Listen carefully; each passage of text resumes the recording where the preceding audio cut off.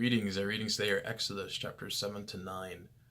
Today we read the start of those infamous plagues in the book of Exodus. And there's one particular plague in our reading today that stands out to me, and it's that third plague involving gnats.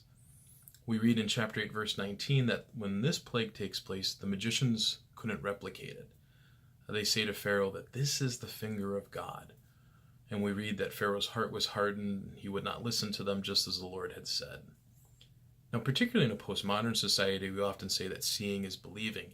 Yet when still confronted with the evidence that we even demand, our stubbornness can still prevail. The magicians can replicate those first two plagues no problem. They can explain it away, and Pharaoh can resist being confronted with the truth. And I think we live in a society in which we try to downplay the divine hand at work in more ways than one. We believe that once we figured out how something works, there's a temptation to take God out of the equation altogether. Now, when there isn't an ability to explain it, like Pharaoh, that doesn't necessarily cause us to see God at work either. So there's a great temptation to ignore or reject God's activity in the world. And it's a far too common one.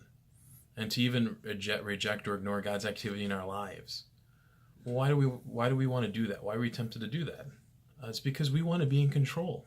We want to be the God of our lives. And if Pharaoh would have listened to the truth that's happening here, that God's hand is at work, he would have to surrender to God. He doesn't want to do that. And given our sinful nature, neither do we.